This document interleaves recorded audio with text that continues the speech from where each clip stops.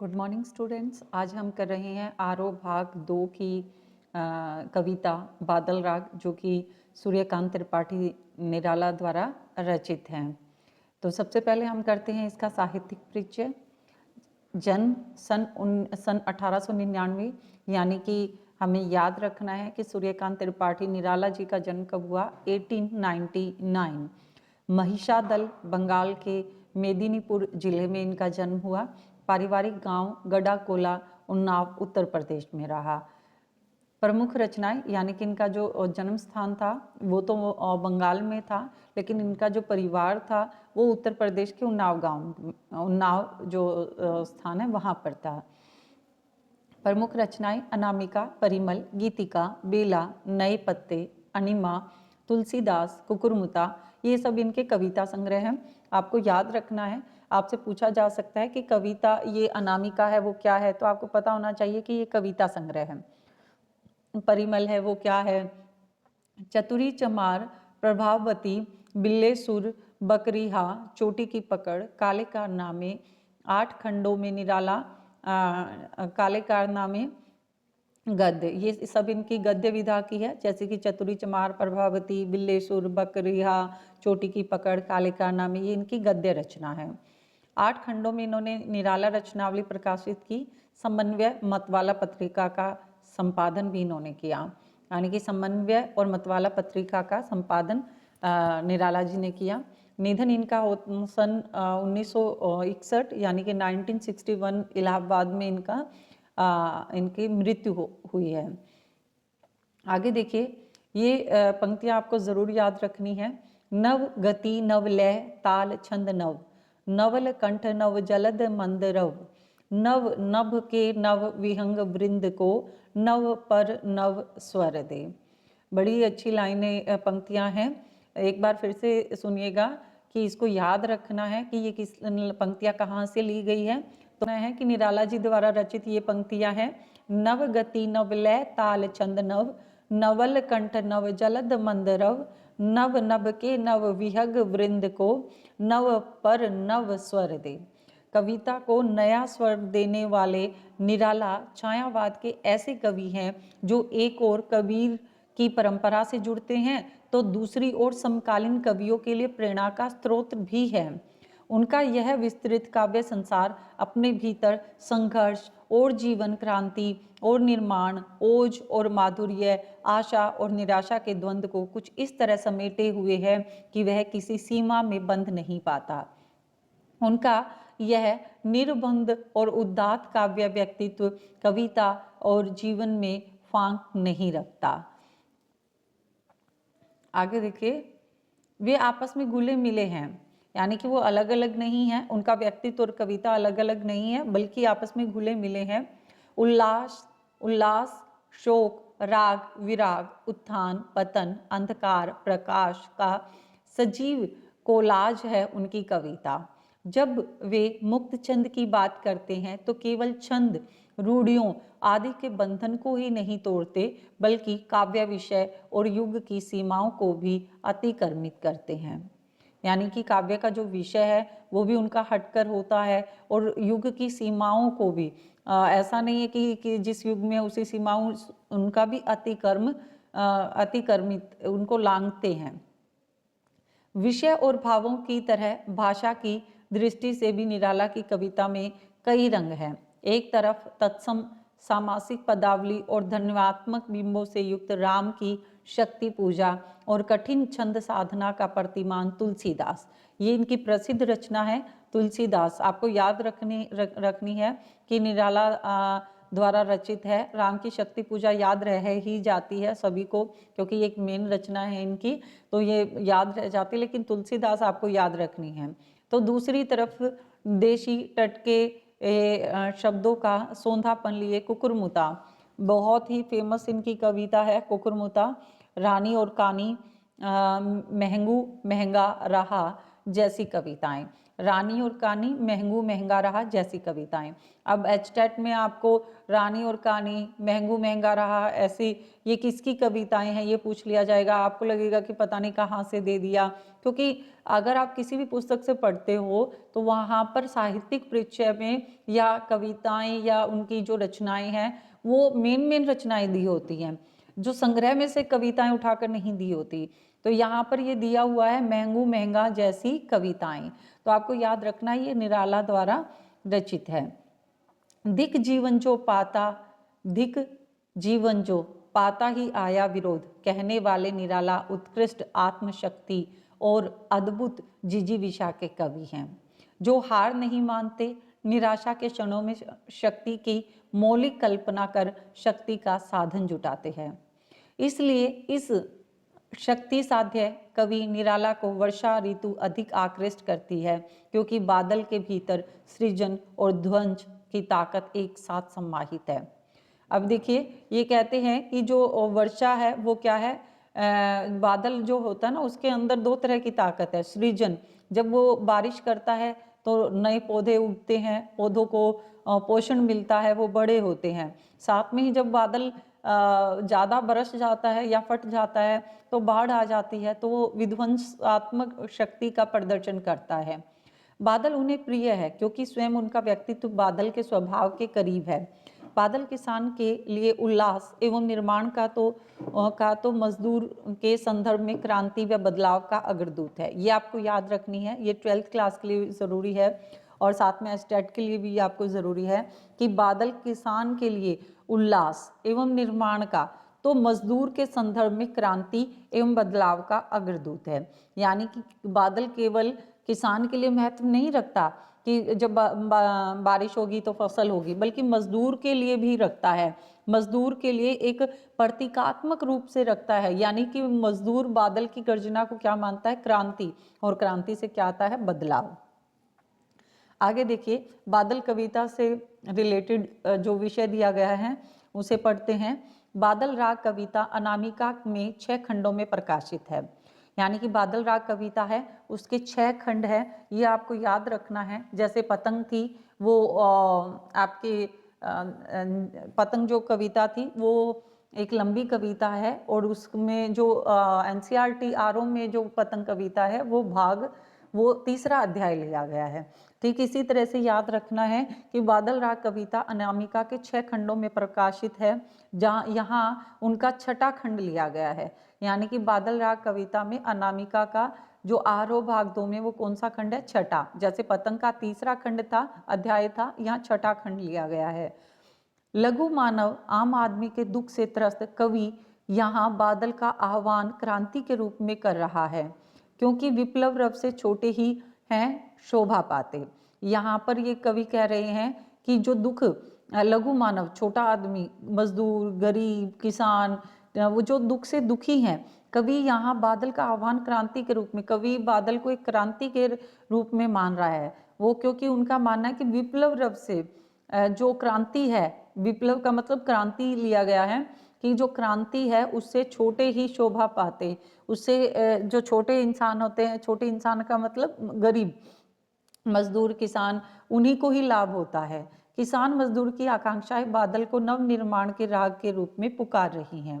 क्रांति हमेशा वंचितों का प्रतिनिधित्व करती है, इस अर्थ में भी छोटे को देखा जा सकता है।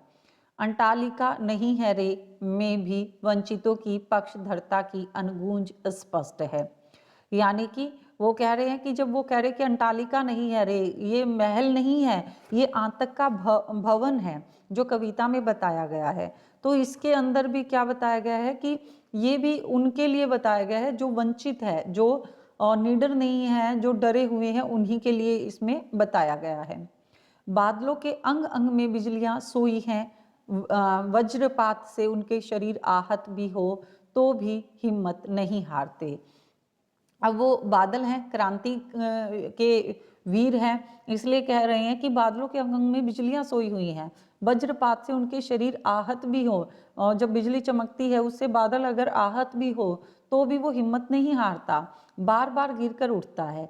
गगन स्पर्शी स्पर्धाधीर ये बादल दरअसल वीरों का एक प्रमत्त दल दिखाई देते हैं, यानी कि गगन स्पर्शी, गगन को छूने वाले, और स्पर्धा धीर प्रतियोगिता रखने वाले वीर। ये जो हैं, ये बादलों को नाम दिया गया है। तो ये वीरों का एक प्रदत्त दल दिखाई देते हैं। क्योंकि ये विप्लव के बादल है, इसलिए गर्जन तर्जन अमोघ है, यानी बहुत ज्यादा है। विप्लव यानी क्रांति के बादल। गर्मी से तपी झुलसी धरती पर क्रांति के संदेश की तरह बादल आए हैं। गर्मी से तपी झुलसी धरती पर क्रांति के संदेश की तरह बादल आए हैं। हर तरफ सब कुछ रूखा सूखा और मुरझाया सा है, यानी कि सारी तरफ सूखा पड़ा हुआ है। अकाल की चिंता में व्याकुल किसान हाड़ मात्र ही रह गया है। जीर्ण शरीर त्रस्त नयन मुख, यानी कि ये किसान के लिए शब्दों का इस्तेमाल हुआ है। जीर्ण कमजोर शरीर, त्रस्त नयन, दुखी आंखें, पूरी धरती का हृदय दग्ध है। ऐसे में बादल का प्रकट होना प्रकृति में और जगत में कैसे परिवर्तन घटित कर रहा है। कविता इन बिंबों के माध्यम से इसका अत्यंत सजल और व्यंजक संकेत करती है। सजल यानी कि बहुत करुणामय तरीके से, और व्यंजक यानी व्यंग के साथ। धरती के भीतर सोए अंकुर नव जीवन की आशा में सिर ऊंचा करके बादल की उपस्थिति दर्ज कर रहे हैं। धरती के भीतर जो अंकुर हैं, जो बीज हमने बोए हैं, वो नए जीवन की आशा लिए जब वो धरती को फाड़ कर बाहर निकलते हैं तो सिर ऊंचा करके बादल की उपस्थिति दर्ज कर रहे हैं, यानी उन्हें बादल के आने की खुशी होती है। क्रांति जो हरियाली लाएगी, उनके सबसे उत्फुल्ल धारक नए पौधे छोटे बच्चे ही होंगे।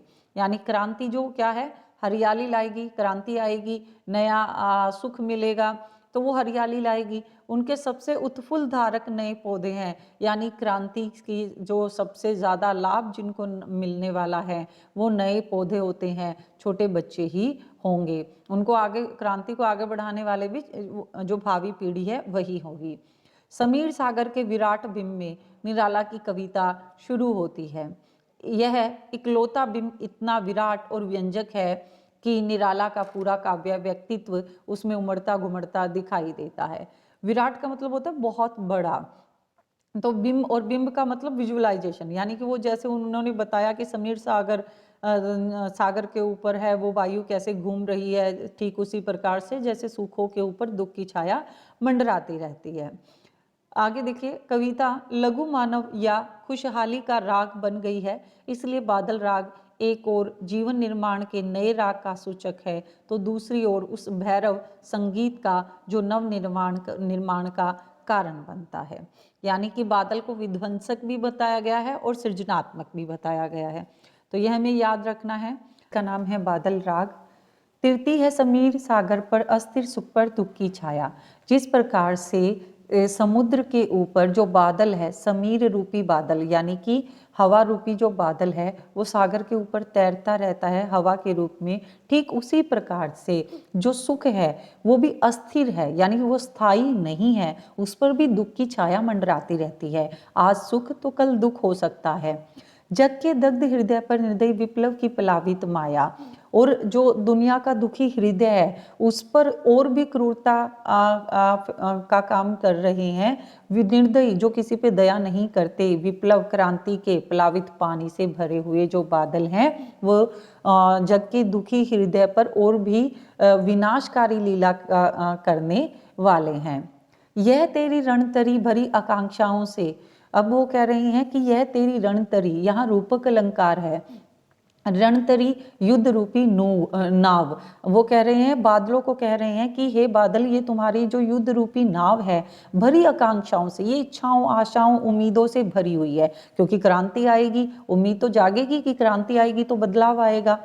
घन भेरी गर्जन से सजग सुप्त अंकुर उर्मे पृथ्वी के आशाओं से नव जीवन की ऊंचा कर सिर ताक रहे हे विप्लव के बादल फिर। यानी कि वो कह रहे हैं कि घन, हे बादल, भेरी गर्जन से, तुम्हारी भयानक जो गर्जना है उससे सजग जाग गए हैं सुप्त अंकुर, सोए हुए धरती के अंदर जो बीज सोए हुए थे उनमें अंकुर फूट गए हैं, उर्मे पृथ्वी के और हृदय के पृथ्वी से बाहर निकल आए हैं आशाओं के नवजीवन के, और उनको नए जीवन की प्राप्ति हुई है।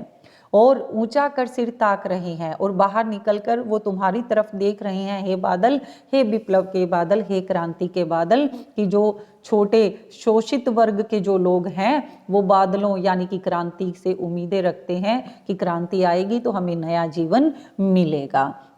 यहाँ पर छोटे जो पौधे हैं वो शोषित वर्ग का प्रतीकात्मक रूप लिया गया है।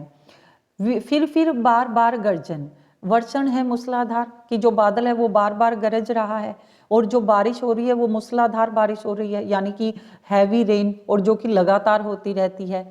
हृदय थाम लेता संसार, सुन सुन घोर ब्रज हुंकार, कि जो संसार है वो डरा हुआ है बुरी तरह से। किसको सुनकर डरा हुआ है? जो बादलों की जो ब्रज हुंकार भयानक आवाजें हैं, बिजलियों के कड़कने की भयानक आवाजें हैं, उसको सुनकर सारा संसार डरा हुआ है। अश्निपात से शापित उन्नत सत वीर, मतलब बिजली के गिरने से जो बड़े बड़े वीर हैं वो क्या हो जाते हैं? शत विषक्त, यहाँ पर घायल, हत होना मरना, अचल शरीर, और वो उनके घायल शरीर जो एक जगह स्थिर हो जाते हैं, धरती पर गिर पड़ते हैं। गगन स्पर्शी स्पर्धाधीर, कौन से वाले वीर? जो गगन को छूने की उम्मीद में होड़ में आगे बढ़ रहे हैं। यहाँ पर बड़े लोग भी मान सकते हैं, पूंजीपति लोगों के लिए बात कही गई है। बड़े बड़े पेड़ों के लिए भी कहा गया है कि बड़े बड़े पेड़ जो होते हैं वो सबसे पहले बिजली उन्हीं पे गिरती है। बड़े पर्वत होते हैं, सबसे पहले बिजली उन्हीं पे गिरती है और वही खंड खंड होकर धरती पर गिर पड़ते हैं। लेकिन बिजली से छोटे जो पौधे होते हैं उनको कोई भी हानि नहीं होती। इसलिए कवि कहते हैं कि हंसते हैं छोटे पौधे लघु भार, और बिजली की कड़कना, उनकी बारिश, हैवी जो भारी जो बारिश होती है उसको देखकर छोटे पौधे हंसते हैं। सस्य अपार हिल हिल खिलखिल, हाथ हिलाते तुझे बुलाते, विप्लव रव से छोटे ही हैं शोभा पाते। क्यों?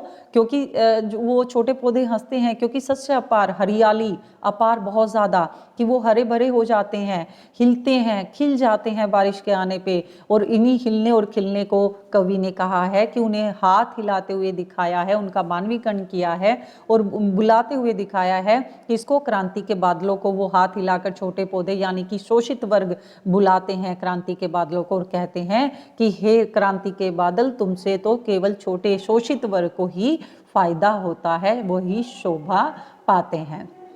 आगे देखिए, अंटालिका नहीं है रे आतक भवन, सदा पंख पर ही होता जल विप्लव पलावन। यानी कि जो बड़े बड़े महल हैं वो केवल महल नहीं है, वो डर का भवन है। वहाँ रहने वाले लोगों को 24 घंटे डर रहता है कि हमारे साथ कुछ हो ना जाए। सदा पंख पर ही होता जल विप्लव पलावन, यानी कि जो कीचड़ होता है हमेशा उसी पर ही बाढ़ का असर होता है। शुद्र प्रफुल्ल जलज से सदा छलकता नहीं, कि जो छोटे छोटे कमल होते हैं वो क्या होता है कि वो कीचड़ में खिलते हैं और उनके आंखों से आंसू गिरते रहते हैं। रोग शोक में भी हंसता, लेकिन वो क्या करता है कि रोग और शोक में भी हंसता रहता है। शेषव का सुकुमार शरीर, शेषव का सुकुमार शरीर किसको कहा गया है? शोषित वर्ग को कहा गया है। शोषित वर्ग के लिए यूज किया गया है ये विशेषण। शेषव का सुकुमार शरीर, शेषव होता है छोटा बच्चा, छोटे बच्चे का कोमल शरीर। रुद्ध कोश है, मतलब जो खजाना है वो रुका हुआ है। शुद्ध तोष है, और उस खजाने के रुकने से जो शोषित वर्ग है उसमें असंतोष फैल गया है। यानी कि जो पूंजीपति लोग हैं सारा पैसा अपने पास रख लेते हैं, मेहनत जो मजदूर है उनसे करवाते हैं, उसके कारण जो मजदूर वर्ग है उसमें असंतोष फैल गया है। इसलिए कवि कहते हैं कि अंगना अंग से लिपटे भी आतक अंग पर कांप रहे हैं। अब जो बड़े लोग हैं, पूंजीपति लोग हैं, अंगना होती है पत्नी, पत्नी के अंग से लिपट कर डरे हुए हैं। अंक होती है गोद, यानी कि पत्नी के अंग से लिपटे हुए उसकी गोद में सोए हुए हैं, फिर भी डर के मारे कांप रहे हैं। धनी ब्रज गर्जन से बादल, धनी ये जो अमीर लोग हैं, ब्रज गर्जन से बादल, बादल की जो घोर गर्जना है उसको सुनकर वो अपनी पत्नी के गोद में सर रखकर सो रहे हैं और कांप रहे हैं। त्रस्त नयन मुख ढाप रहे हैं, जो डर के मारे जो उनकी आंखें हैं वो बंद हो गई है और अपने दोनों हाथों से वो अपने मुंह को ढक रहे हैं डर के मारे। जीर्ण बाहु है क्षीण शरीर, जीर्ण का मतलब कमजोर, कमजोर उनकी जो भुजाएं हैं वो कमजोर है। किसकी? किसान की। क्षीण शरीर, और कमजोर ही शरीर है। तुझे बुलाता कृषक अधीर, हे क्रांति के बादल। अब देखिए यहाँ पर मजदूर, पहले मजदूरों की बात की गई है, जो छोटे पौधे की बात की गई है, यहाँ पर किसान की बात की गई है, क्योंकि किसान जब बारिश होगी तो फसल होगी, फसल से किसान को फायदा होगा। इसलिए वो कह रहे हैं कि जो मेहनत करता है किसान, वो बहुत कमजोर हो गया है, उसकी बाजुएं कमजोर है, उसका शरीर कमजोर है, इसलिए वो तुम्हें अधीर होकर, बेचैन होकर, हे बादल, हे विप्लव के वीर, हे क्रांति के वीर, तुम्हें जो किसान है वो बुलाता है। चूस लिया है उसका सार, हाड़ मात्र ही है आधार। मतलब जो पूंजीपति लोग हैं, उन्होंने उसका सारा हाड़ मांस सब कुछ मतलब चूस लिया है, उसकी ताकत, उसका पैसा, उसकी मेहनत सब चूस लिए हैं। अब वो केवल हड्डियों मात्र ही, हाड़ मात्र ही आधार, अब जो उसके शरीर की हड्डियां हैं वही उसके जीवन का आधार रह गई हैं। ये जीवन के पारावार। तो जीवन के पारावार का मतलब जीवन को नया जीवन देने वाले, यानी जीवन को आगे बढ़ाने वाले के लिए एक विशेषण यूज किया गया है, जिसको कहा गया है जीवन के पारावार। तो आपको ये याद रखना है कि जीवन के पारावार किसको कहा गया है। जीवन के पारावार बादलों को कहा गया है। वैसे तो जो पारावार का अर्थ सागर भी होता है, कि हे जीवन के सागर, तो यहाँ पर अर्थ नहीं लेंगे, वो कह रहे हैं कि जीवन को आगे बढ़ाने वाले। ठीक है, तो इसमें जीवन के पारावार किसे कहा गया है, बादलों को कहा गया है। आशा करती हूँ कि कविता आपको समझ आई होगी, और अगर आप इसी तरह से हिंदी साहित्य से संबंधित कोई भी विषय आप चाहते हैं कि जिसको वीडियो बनाया जाए या आपके लिए तैयार किया जाए, तो प्लीज़ कमेंट कीजिएगा और मैं ज़रूर उस पर वीडियो बनाऊंगी। धन्यवाद।